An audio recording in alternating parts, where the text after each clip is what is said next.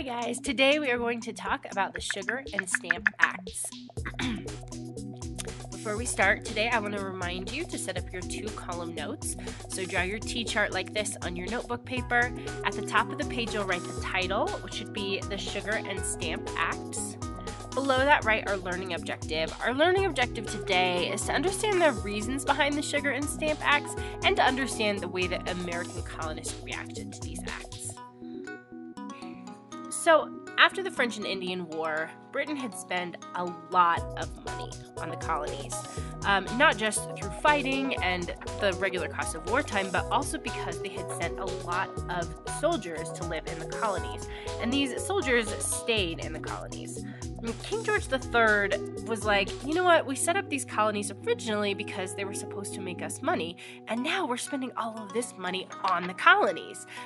He thought, you know what, the colonists owe me. They owe me a lot of money. So in 1764, he set up the Sugar Act. This was the first direct tax the Parliament imposed on the American colonies. And basically, they charged 3 pence per pound of sugar. And 3 pence wasn't that much money, but the new tax really angered colonists. This was the first direct tax that Parliament had imposed on the colonies, and that's the British Parliament. And there was really no representation for the colonies in the British Parliament. So while colonists were not particularly happy about paying the 3 extra pence, what they were really mad about is that there was no taxation without representation. And they thought that because they didn't have a say in the Parliament, they shouldn't have to be taxed. So this kind of became the battle cry for the colonists. No taxation without representation. And to them that meant you shouldn't be able to say what we owe you unless we get a say in the matter. And then in 1765, the British Parliament was at it again.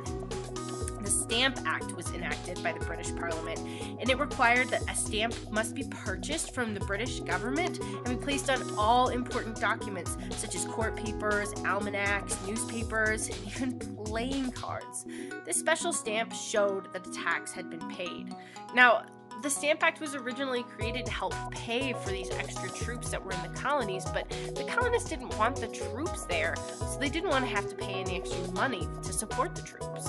They were not happy about this tax, and they showed it. In 1765, they started a Stamp Act Congress. A group of colonists met in New York City, and they formed this Congress. They declared that colonies should not be taxed by Parliament, and that the only taxation they would accept would have to come from assemblies or groups of people elected by colonists themselves. They no longer wanted anybody saying that they owed them money unless they had a say in the matter.